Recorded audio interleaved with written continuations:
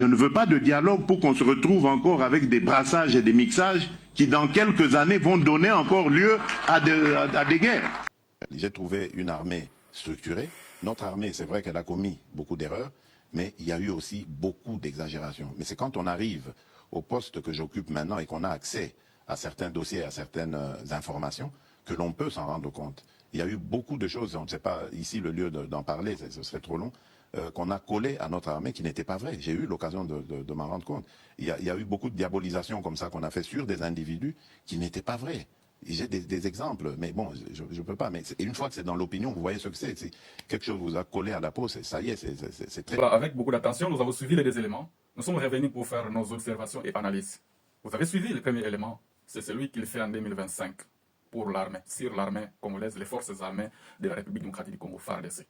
Il dit directement un commentaire qui est tout à fait diffamatoire. L'armée est infiltrée, tout. Il dit n'importe quoi. C'est comme si quelqu'un qui a perdu la tête. Regardez. En 2019, il dit autre chose lorsqu'il a accès au pouvoir et qu'il n'était pas au courant de certaines informations où il est maintenant chef de l'État.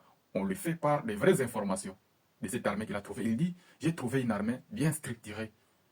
Donc, certaines choses auxquelles je n'étais même pas au courant lorsque j'étais opposant, et quand je me suis rendu compte que cette armée a été diabolisée, chers compatriotes, à qui on va faire confiance? On va faire confiance à Félix Tshisekedi lorsqu'il accède au pouvoir en 2019, l'armée qu'il a trouvée qui était bien structurée, ou bien on va faire confiance à ce Félix Tshisekedi en 2025, à qui on sent qu'il n'est plus normal, qu'il a déjà perdu la tête.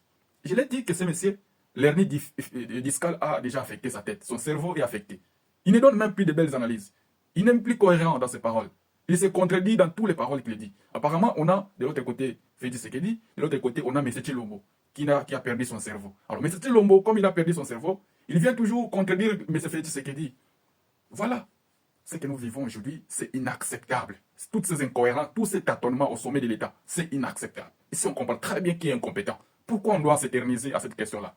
On comprend très bien que Félix Tshisekedi est incompétent. Il est impuissant, il est nul, il est bon à rien, sauf détourner l'argent, faire des voyages inutiles. Et ainsi de suite. Donc, chers compatriotes, peuple congolais, nous sommes sidérés. Nous sommes vraiment totalement déçus. Mais nous ne pouvons pas rester immobiles et inactifs. Nous devons les chasser de manière immédiate. Voilà le mot d'ordre que je vous donne aujourd'hui. Mobilisez-vous dans les rues de Kinshasa, chassez M. Félix Tshisekedi pour que vous puissiez organiser les services de l'État, la puissance publique, l'armée, la souveraineté nationale qui doit être défendue, qui a été aliénée par ces messieurs. Merci beaucoup. Nous reverrons avec les numéros qui vont s'en suivre. Merci.